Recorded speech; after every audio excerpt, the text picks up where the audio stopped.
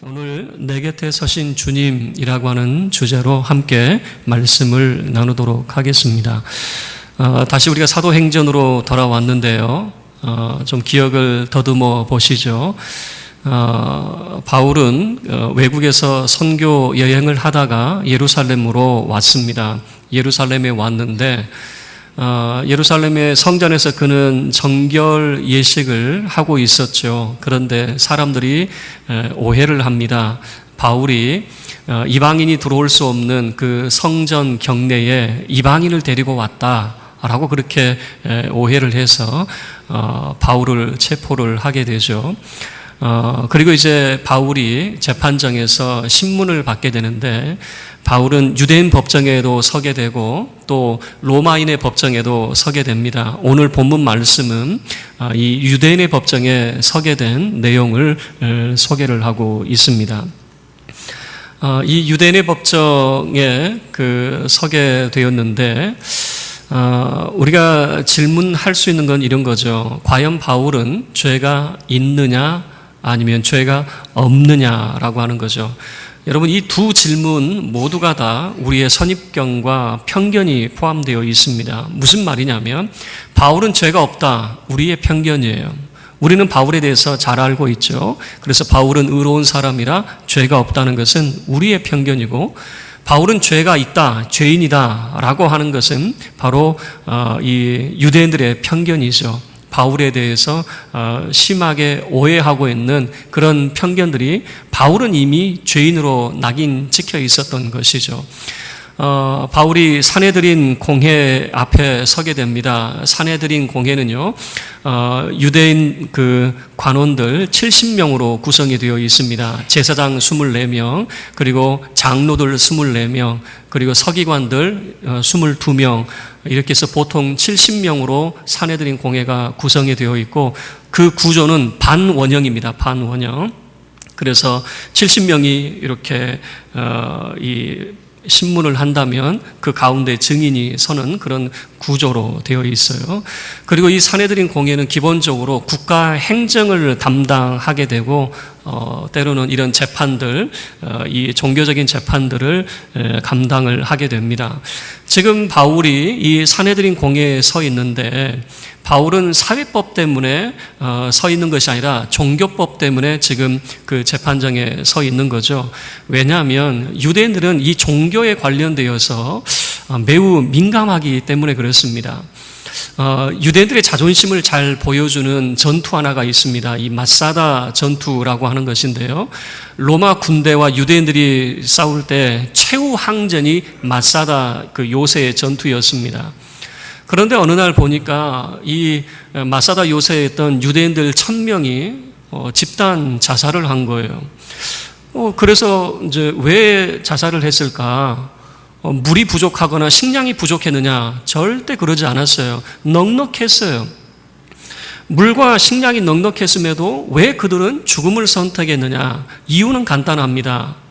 이 이방 사람의 손에 죽느니 차라리 스스로 목숨을 끊겠다라고 하는 것이 바로 유대인들의 자존심이었습니다. 그리고 이 종교적 자존심, 유대인들이 가지고 있는 종교적 자존심 3가지가 있는데요. 유대인들이 가지고 있는 종교적 자존심 3가지는 첫 번째는 선민 사상입니다. 그들은 아브라함의 후예로서 하나님의 택하신 백성이라고 하는 그런 자존심이 있었어요. 두 번째는 율법입니다. 하나님이 그들에게 주신 그런 명령, 율법이 그들의 자존심이죠. 세 번째는 성전입니다. 그들은 성전을 중심으로 이렇게 모이는 이 성전에 대한 그런 자부심이 얼마나 대단했는지 몰라요. 그래서 여러분 선민 사상을 통해서는요, 유대인 된다라고 하는 것은 내가 되고 싶어 되는 것이 아니라 나면서 되는 거죠. 그래서 이 선민 사상에는요, 유대인 됨에 대한 정체성이 담겨져 있습니다. 그리고 율법이라고 하는 것을 통해서는 유대인의 삶의 정체성, 어떻게 살아야 되는가라고 하는 삶의 정체성이 담겨져 있습니다. 그리고 성전이라고 하는 것은 유대인의 공동체의 정체성이 담겨져 있어요. 우리나라도 유대 문화 가운데서는 제사 중심이었죠. 뭐 제사가 만내 정내 뭐 그것을 말하기 전에 제사라고 하는 것의 목적은 뭐냐면 가족 공동체를 확인하는 것이거든요. 그래서 뿔뿔이 흩어져 있던 가족들이 제사를 통해서 한 곳에 모이게 되는, 우리가 가족이다라고 하는 공동체성을 확인하는 거예요. 그래서 이 3대 유대인의 그 종교적 자존심, 선민사상, 율법, 성전이라고 하는 것은 단순히 그런 자존심의 문제가 아니라 그들의 유대인됨의 그런 정체성, 그들의 삶에 대한 정체성, 그들의 공동체에 대한 정체성을 담고 있는 그런 내용이 됩니다. 그러면 이 세 가지 중에 바울은 무엇을 잘못했느냐? 지금 사회법이 아니라 종교법에 의해서 바울이 지금 붙잡혀 있다고 말씀을 드렸으니까, 전 먼저 선민사상과 관련되어서 바울은 22장 21절 말씀을 보면 이방인이라고 하는 내용이 소개가 돼요. 바울은 이제 예루살렘을 떠나 이방인에게로 가는데 그 이유는 뭐냐면 주님의 명령 때문이다라고 하는 거죠. 이 말은 뭐냐면 선민사상이라고 하는 유대인만 구원받아야 되는데 이제 구원이 이방인에게로 향하고 있다라고 하는 것을 보여주고 있는 거죠. 그리고 율법과 관련되어서도 바울은 외국에서 선교를 하면서 참 답답했던 부분들이 이런 부분들이에요. 유대인들은 어차피 나면서부터 할례를 받고 율법을 준수를 해서 그 율법의 생활이 몸에 익숙해져 있어요. 예를 들어서 그들은 먹는 음식 같은 경우 돼지고기 안 먹겠죠. 그리고 물고기 생선 같은 경우도 뼈 없고 뭐 이런 건 안 먹으니까 오징어나 문어 이런 건 안 먹겠죠. 근데 이방 사람들은 어때요? 즐겨 먹는 기호식품이죠. 이방 사람들이 참 힘들어하는 겁니다. 너무너무 힘들어하는 거예요. 왜냐하면 삶의 풍습이 갑자기 바뀌지 않잖아요. 자기가 먹었던 그런 기호식품들이 갑자기 바뀌는 게 아니잖아요. 그럴 때 바울이 그 외국 그 선교하면서 뭐라고 이야기했습니까? 이런 거죠. 여러분, 왜 이방 사람들을 유대인처럼 살라고 이야기합니까? 그러지 맙시다. 우리가 구원받는 것은 예수 그리스도를 믿음으로 구원받았는데 자꾸만 유대인들의 삶의 풍습을 따라라, 유대인이 지켰던 그런 절기를 따라라, 그렇게 강요하지 맙시다. 유대인 그 이방 사람들은 그들의 삶을 우리가 인정해주고 믿음으로 구원받는 것을 우리가 믿음으로 구원받았기 때문에 그런 삶을 유대인처럼 살라라고 강요하지 맙시다. 이것을 가지고 율법을 어겼다라고 하는 거죠. 그리고 성전에 대한 문제는 그들이 오해를 했잖아요. 바울이 이방 사람을 그 에베소 사람 드로비모라고 하는 사람을 성전에 데리고 왔다라고 하는 오해 때문에 지금 법정 앞에 서 있는 거죠. 그러면 바울이 죄인이냐 아니냐? 여러분, 우리는 여기서부터 출발을 해야 돼요. 편견이 들어가 버리면 죄인이 아니다. 편견이 들어가면 죄인이다. 이렇게 출발하는데 무죄 추정의 원칙에 의해서 죄가 드러나기 전에는 그를 죄인으로 여겨서는 안 되는 거죠. 자, 그러면 과연 이 재판이 공정한 재판인가? 1절부터 5절까지 말씀을 보면 그거는 공정한 재판이 아니었다라고 하는 것을 알 수가 있습니다.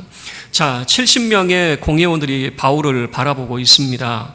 여러분, 그들은 이미 마음속에 바울이 죄인이다. 왜냐하면 바울에 대한 소문이 이미 소문이 다 나 있어요. 바울이 외국에서 어떤 일을 행하고 있었는지. 그래서 바울은 죽어 마땅한 죄인이다라고 이미 그들은 마음속에 가지고 있어요. 그러면 바울을 바라보는 사람들의 그런 시선이 어떨까요? 이렇게 웃으면서 쳐다볼까요? 아니면 연엄 이렇게 째려봤을까요? 째려보겠죠. 그 분위기가 살벌하겠죠.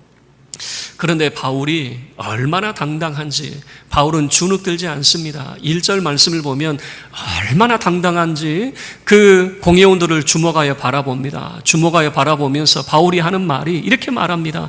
나는 오늘까지 내 양심을 따라 하나님을 섬겼습니다 라고 하는, 여러분이 하나님을 섬겼다라고 하는 이 말은 시민이라고 하는 의미가 담겨져 있거든요. 그러니까 이렇게 말하죠. 나는 하나님의 백성으로서 지금까지 부끄럼 없이 살았습니다 라고 하는 거예요.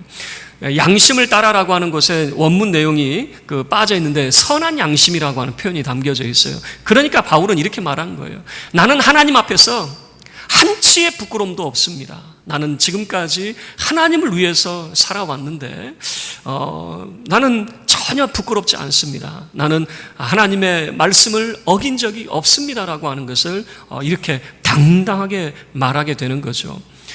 그러니까 여러분 그 공회원들 입장에서 한번 생각을 해보세요. 황당하죠. 익히 소문을 들었는데 이 사람은 죽어 마땅한 죄인인데 그래서 지금 법정 앞에 딱 세워놓은 건데 너무도 당당하고 나는 내 양심을 따라 오늘까지 하나님을 섬겼습니다. 이렇게 하니까 그 말이 듣기 좋아요, 싫어요? 공회원 입장에서 듣기 싫은 거죠. 그래서 그 말을 듣고 있었던 대제사장이 바울 곁에 섰는 사람들에게 이렇게 명령합니다. 바울의 입을 쳐! 라고 이제 명령을 내리는 거예요. 여러분, 이 유대인들이 사람의 얼굴을 때리거나 또 입을 때릴 때는 손등으로 때립니다. 손등으로. 손등으로 때린다라고 하는 의미는 뭐냐면 그 사람에게 그런 모욕감을 주는 거죠. 그런 인격적으로 그 사람을 모멸감을 주는 행위입니다. 그리고 이런 거죠. 지금 바울에 대해서 알고 싶은 마음이 없는 겁니다. 자, 그 말을 2절 말씀을 통해서 바울이 지금 잘못을 했는지 안 했는지 알고 싶은 마음이 없고 이미 바울은 죄인이에요. 죄인이 너무 당당하게 이야기하니까 죄인이 자기가 하나님을 여태까지 섬겼다고 이야기하니까 듣기 싫은 거죠. 더 이상 듣지 않겠다라고 하는 것이죠. 그래서 그 입을 쳐라고 이제 명령을 내렸던 거죠. 그런데 바울도 성깔이 대단한 성깔을 가지고 있어요. 보통 사람이면 그렇게 말하면 아이들 말로 쫄아가지고 위축이 돼가지고 꼼짝 못할 텐데 바울 보세요. 그 대제사장을 향해서 아주 한 소리, 쓴 소리를 하게 됩니다. 3절 한번 보실래요? 자, 바울의 이야기예요. 재밌는 표현이니까 우리 함께 합독하겠습니다. 3절입니다. 바울이 이르되 회칠한 담이여 하나님이 너를 치시리로다. 내가 나를 율법대로 심판한다고 앉아서 율법을 어기고 나를 치라 하느냐 하니. 여러분 지금 바울도 한삭갈 하고 있다는 거 여러분 잘 보여주고 있죠. 바울이 오히려 이렇게 이야기하는 거죠. 내 입을 치라고? 하나님이 너를 칠 거야. 이렇게 말을 하고 있는 거죠. 그 이유가 뭐냐면 지금 율법대로 나를 판단한다고 하면서 율법을 어기고 있어? 라고 하는 거죠. 여러분, 율법의 원리는 사람의 죄가 드러나기 전에는 그를 죄인으로 취급하지 않는 거예요. 그런데 그 입을 치라라고 하는 것은 아니 잘잘못을 따져보기 전에 이미 바울을 죄인으로 여기고 있는 거죠. 이미 부당한 재판이다라고 하는 것을 보여주고 있는 거죠. 그래서 바울이 이렇게 오히려 이것이 얼마나 부당한지, 그리고 그 아나니아라고 하는 제사장을 향해서 하나님이 당신을 칠 것이다 라고 말을 했어요. 그런데 이제 실제적으로 이 아나니아라고 하는 사람은 대제사장임에도 불구하고 아주 불법적인 사람이고 아주 폭력적인 사람이었습니다. 그리고 이 사람은 친로마적인 그런 성향을 가지고 있었기 때문에 그때 독립운동을 했었던 유대인들은 이 아나니아 대제사장을 너무너무 싫어했어요. 그래서 역사적으로 약 7년 후에 이 독립운동을 주도했던 그런 민족주의자들에 의해서 이 아나니아는 죽임을 당하게 됩니다. 바울이 하나님이 당신을 치실 것이다 라고 했던 대로 그는 죽음을 맞이하게 돼요. 이 재판이 이제 부당한 재판이다라고 하는 것을 알 수가 있죠. 그렇지만 바울이 뭐 끝까지 자기 고집을 부렸던 건 아니에요. 옆에 사람들이 저분 대제사장인데 함부로 욕해도 돼? 라고 말할 때 바울은 바로 사과를 합니다. 내가 몰랐습니다. 너희들의 관리를 비방하지 말라 그랬는데 내가 모르고 한 일입니다 라고 바로 사과를 합니다. 자, 부당한 재판이었어요. 여러분, 부당한 재판이다라고 하는 것은 무엇을 의미하냐면 이미 그 부당한 재판의 결과는 마녀 사냥으로 몰고 가는 것 아니겠습니까? 그래서 결과는 바울은 사형을 면할 수가 없겠죠. 그러면 이 부당한 재판을 바울은 이 함정을 어떻게 빠져나가는가? 여러분, 이 바울의 지혜가 이 본문 속에 담겨져 있어요. 여러분, 이 부당한 재판은 이미 함정이에요. 빠져나갈 수 없어요. 어떻게든 빠져나가지 못하고 꼼짝없이 당할 수밖에 없어요. 그런데 여러분, 이 비슷한 장면이 예수님에게서도 나타나거든요. 예수님을 비난했던 사람들이 예수님을 책잡기 위해서 두 부류의 사람을 예수님께 데리고 옵니다. 첫 번째 사람들은 열심당원들이요. 이 사람들은 세금 내면 안 됩니다 라고 말하는 사람이에요. 그리고 한 부류는 누구냐면 헤롯 당원입니다. 이 사람들은 세금을 내야 됩니다 라고 하는 거예요. 자, 한 부류는 세금을 내면 안 됩니다. 한 부류는 세금을 내야 됩니다. 이 두 부류를 예수님 앞에 다 데리고 왔어요. 그리고 예수님 앞에 질문을 던지는 거예요. 우리가 로마에 세금을 내야 됩니까? 말아야 됩니까? 그건 함정이었어요. 세금을 내라 그래도 문제가 되고 세금을 내지 않아야 된다라고 해도 문제가 되는 거죠. 그럴 때 예수님의 지혜, 어떻게 그 위기를, 그 함정을 피해 가십니까? 여러분 잘 아는 대로 로마의 동전 하나를 가지고 오라고 그러죠. 로마의 동전은 은화입니다. 그 은화에는 그 가이사의 형상이 그려져 있어요. 흉상이 이렇게 새겨져 있거든요. 그러더니 그것을 바라보면서 예수님께서 하신 말씀, 유명한 말씀이죠. 가이사의 것은 가이사에게, 하나님의 것은 하나님에게. 여러분, 예수님은 그 함정을 빠져나갈 수가 없어요. 열심 당원들은 하나님을 위하는 사람들이고 헤롯 당원들은 그 가이사 황제를 위하는 사람들이거든요. 그런데 예수님은 이 둘 다를 만족시켜 버리는 거죠. 가이사의 것은, 황제를 위하는 사람은 황제에게 낼 것이고 하나님을 위하는 사람은 하나님에게 낼 것이고, 이 둘을 만족시킴으로 그 위기를 빠져나가게 됐죠. 자, 다시 재판장으로 오세요. 바울은 그 함정에 빠졌습니다. 피해갈 수 없어요. 이미 죄인으로 낙인 찍혔고 결과는 뻔할 겁니다. 사형 언도를 내릴 거예요. 왜냐하면 이미 외국에서 있었던 바울에 대한 악한 소문이 났기 때문에 바울을 죽여야 된다라고 이미 그들은 마음 먹고 있었거든요. 그럴 때 그 위기를 어떻게 빠져나가는지 바울이 가만히 보니까 이 70명의 사람들, 여러분 그 공회원들, 구성원들이 사두개인, 제사장들 24명 사두개인들이 있어요. 그런데 이 사두개인들 성경을 보니까 이 사람들은 영도 안 믿는 사람들이에요. 천사도 안 믿어요. 부활도 안 믿는 사람들이에요. 자, 무슨 말이냐면 이 제사장 그룹 사두개인들은 현실주의자들이었습니다. 바로 이 땅이 하나님이 우리에게 주신 하나님의 나라인데 무슨 하나님의 나라가 있어? 여기에서 살다가 죽으면 그걸로 끝나지 무슨 내세가 있고 천국이 있어? 다 없어. 그리고 그들은 오늘날 이신론이라고 하는 것인데요, 그런 주의를 가지고 있었어요. 하나님이 세상을 창조하셨지만 세상에 더 이상 개입하지 않아. 세상은 인간들의 손에 의해서 저절로 굴러가고 있는 거야. 하나님이 역사에 개입하는 게 아니야. 그래서 이 사두개인들, 제사장 그룹들은 영도 안 믿어요. 영적인 존재를 전혀 안 믿어요. 무슨 부활이고 천사고 그들은 믿지를 않습니다. 반대로 이 서기관들의 대부분은 바리새인들이었거든요. 이 바리새인들도 다 믿네요. 영적인 존재를 믿어요. 천사도 믿고 내세도 믿고 그리고 부활도 믿는 사람들이에요. 바울이 가만히 보니까 이 두 부류가 지금 거기에 있는 겁니다. 그래서 바울이 주장하는 거예요. 여러분, 저는 원래 바리새인입니다. 나는 나면서부터 바리새인인데 지금까지 바리새인으로 살아왔는데 내가 부활의 소망을 말한다고 지금 이 자리에 서 있네요.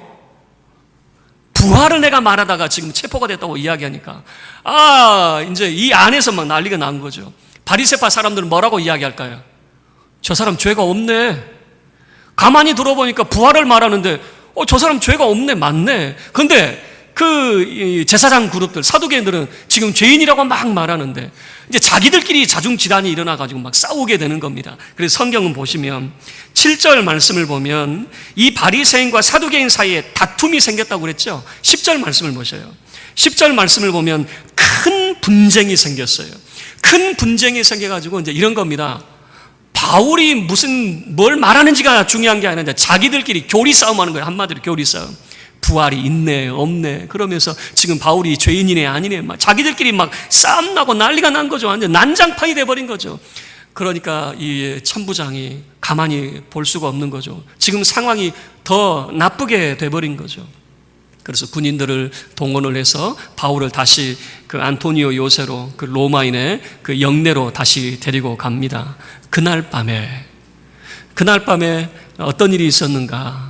낮에는 그 사내들인 공회에서 시달림을 당했는데 그날 밤 주님께서 바울 곁에 서서 바울을 위로하시고 권면하시는 내용이 11절 말씀이네요. 우리 11절 함께 합독하겠습니다. 시작. 그날 밤에 주께서 바울 곁에 서서 이르시되 담대하라. 내가 예루살렘에서 나의 일을 증언한 것 같이 로마에서도 증언하여야 하리라 하시니라. 여러분, 바울 곁에서 그 입을 치려고 하는 사람도 있었어요. 그 입을 친다라고 하는 것은 더 이상 바울이 그 복음을 전하지 못하도록 그 입을 막으려고 하는 사람도 있었어요. 그런데 바울의 입을 막으려고 하는 사람만 있었느냐? 바울 곁에 주님도 서 계시더라라고 하는 것을 보여주고 있는 거죠. 주님은 바울을 위로하고 권면하는 거죠. 그리고 뭐라고 이야기합니까? 한마디로 이야기하면 그 입 닫지 말고 예루살렘에서 복음을 전했던 것처럼 너 로마에서도 복음을 전해다오라고 하는 주님의 위로와 권면이 그날 밤에 바울에게 주어지고 있는 거죠. 바울 곁에 서서 바울에게 모욕감을 주고 인격적인 그런 모독을 주고 바울이 말할 수 없도록 하는 그런 사람도 있었지만 바울 곁에서 주님은 그를 위로하시고 권면하고 있는 거죠. 말씀을 마치겠습니다. 바울이 체포가 돼서 사내들인 공회에 서 있습니다. 공정한 재판일까? 아니요. 부당한 재판이었습니다. 그 입을 치라라고 하는 것을 통해서 그들은 바울의 말을 듣고자 함이 없어요. 이미 바울을 죄인으로 낙인 찍었고 바울은 죽어야 된다라고 하는 것이 그들의 결론이기 때문에 그렇습니다. 그 부당한 재판, 바울은 지혜롭게 모면을 하게 됩니다. 그 안에 있는 구성원들, 영적인 존재를 믿는 사람과 믿지 않는 사람들, 그래서 바울은 그 지혜롭게 그 위기를 벗어나게 되었어요. 그 위기를 벗어나고 그날 밤 주님께서 그 곁에 서서 바울에게 들려주신 말씀, 여러분 이것을 우리가 기억할 수 있기를 바랍니다. 사람이라고 하는 존재가 참 희한해요. 우리가 처음 예수 믿을 때는요, 예수 우리의 구원자 되시고 하나님 아들 되심을 막 자랑하고 다녀요. 그 입에 찬송이 떠나지 않고 어떻게 하든지 성경 읽고 싶고 어떻게 하든지 기도하고 싶고 그 즐거움으로 살아요. 그러다가 참 희한한 게 사람과의 관계성 속에서 때로는 우리가 세상을 살아가면서 삶의 그런 어려움 속에서 우리 마음의 상처를 받아요. 마치 우리 입이 침을 당하는, 인격적인 모독을 당하는 그런 일을 당하기도 합니다. 그러면 그 입을 닫아버리는 거죠. 나 더 이상 못하겠다. 나 더 이상 할 수 없다. 참 사람이라고 하는 게 참 약해요. 마음이 다치면 아무것도 못하더라고요. 너무너무 참 사람이 아무리 대단한 사람이라 할지라도 마음이 다치면요, 왜 그럴까 싶은 거죠. 그런데 바울을 보세요. 바울 곁에 바울의 입을 치는 사람만 있는 것이 아니었다라고 하는 거죠. 주님이 그 곁에 서 계셨어요.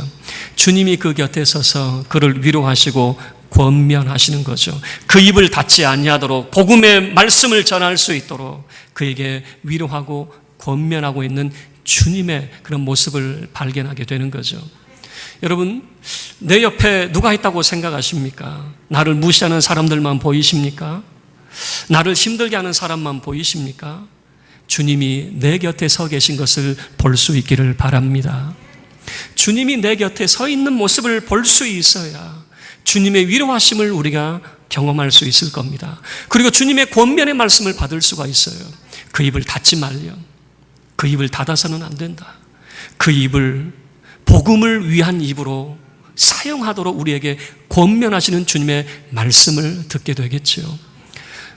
저와 여러분의 삶 속에 입을 침을 당하는 그런 인격적인 그런 모독을 통해서 마음에 상처 입고 그런 좌절과 실패의 자리에 있다면 내 곁에 서신 주님을 만남으로 주님의 위로하심과 권면의 말씀을 통해서 다시 새 힘을 얻고 주께서 우리에게 명령하신 그 명령들, 주께서 우리에게 부탁하신 그 사명들을 감당해 나가는, 그래서 우리의 삶의 자리가 우울한 자리가 아니라 정말 충성스러운 자리요 기쁨과 소망 중에 맡겨주신 사명을 감당할 수 있는 우리 믿음의 권속들이 다 될 수 있기를 주의 이름으로 축원합니다.